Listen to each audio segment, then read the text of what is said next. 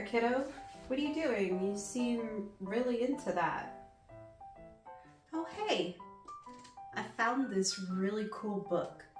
It's the Dictionary of Illuminati Sign Language.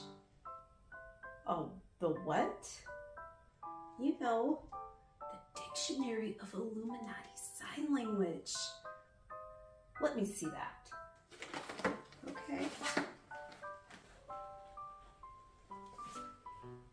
Oh, this is not the Dictionary of Illuminati Sign Language. It's just the bassoon fingering chart. Silly kids.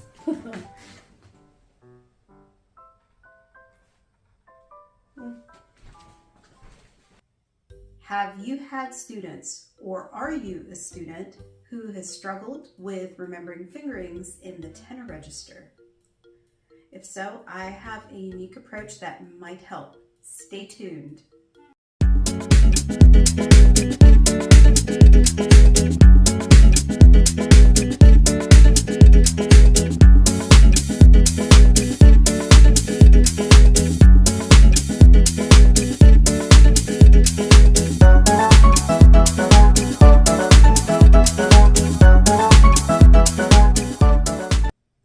Hi, and welcome back to my channel, Beanie Baby Bassoon.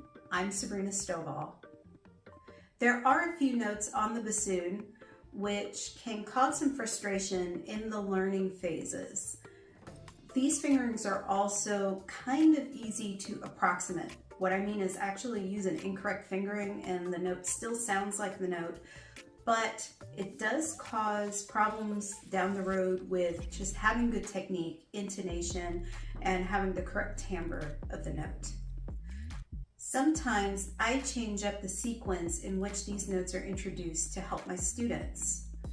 I like to think of notes in groups of families. So taking a trip down memory lane, I think most bassoonists, young and old, will agree on this. The first fingering we encounter that causes us some frustration and sometimes some anxiety is G, this guy.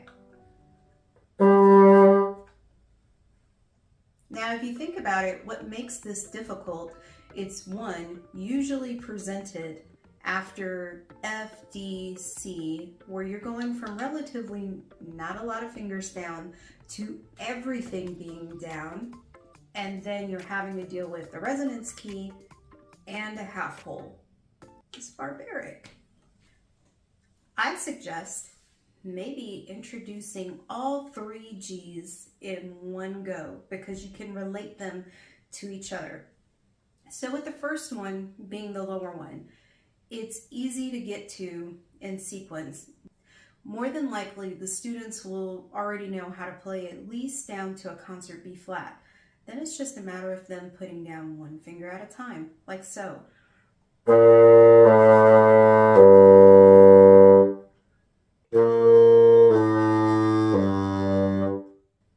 It makes sense. They're going lower in the alphabet as they're adding fingers. Now from here, I actually like to go ahead and introduce the middle G because they only have two fingers to worry about. Their top index finger and the resonance key.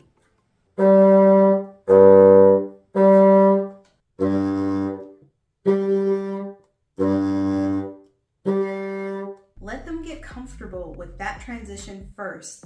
It takes a lot of the frustration away because they already know they can hit the note.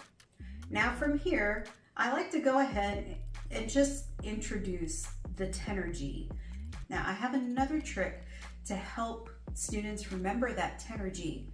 I call it gnarly G. The reason why I do this is because in the top hand, absolutely nothing changes from that top space G. It's still a half hole, the resonance key is still down, and here's the most important part, that whisper key is down. Compared to all of the other high notes in the tenor register, it uses the whisper key, which we generally associate with lower notes. So when a student learns this in the sequence of coming from an E and F, there's nothing down in the thumb, and then all of a sudden, out of the blue, you have a high G where the whisper key is down. It's very counterintuitive. Gnarly G, you're bringing attention that there's absolutely no difference in the top hand between the tenor G and the top space G in the staff.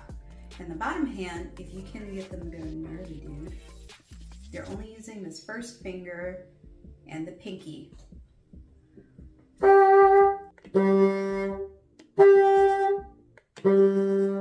That's it. I have used this trick on my beginners for years. If you found this helpful, please hit the like and subscribe button, and we'll see you here for the next one. Bye!